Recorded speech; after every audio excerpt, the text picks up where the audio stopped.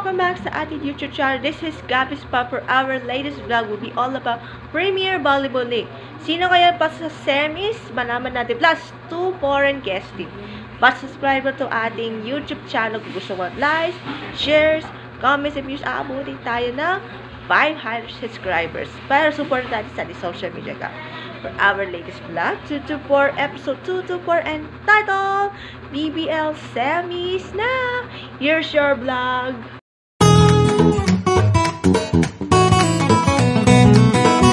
Okay, simulan natin. Here's your highlights about this game.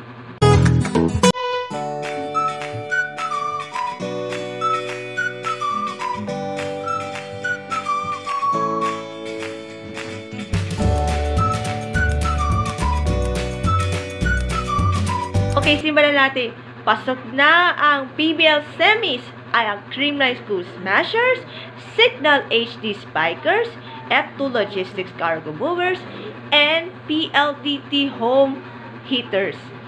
Kahapon nagsimula na ang semis with the first game of Signal versus PLDT. Pero sino kaya manalo? I think is Signal against PLDT.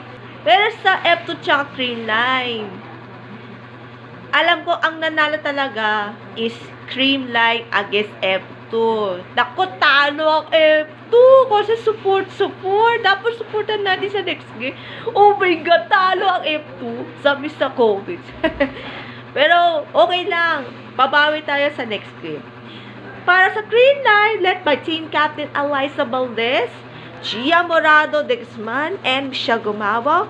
PLDTs, Rhea Macolangan, Mika Reyes, and Michelle Morente.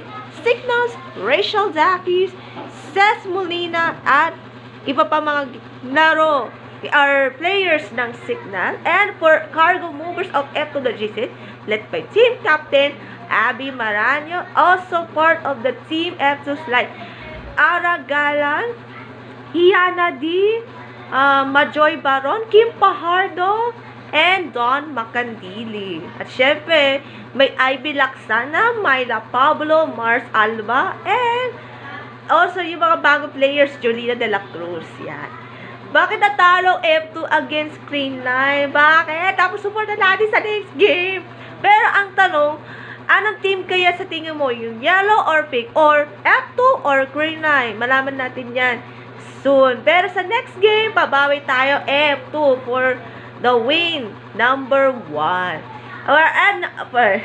For our next game, kung kakalabay ng F2, Signal ba or PLDT, well, malaman natin yan sa social media ng PBL at sa website. At syempre, we have 2 foreign teams para sa PBL Invitational cover.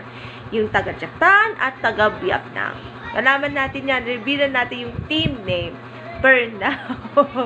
Kaya, supportan natin ang F2 at iba pa 3 teams sa PBL. And that's it for our latest vlog. Hope to see you next vlog. Bye! God bless!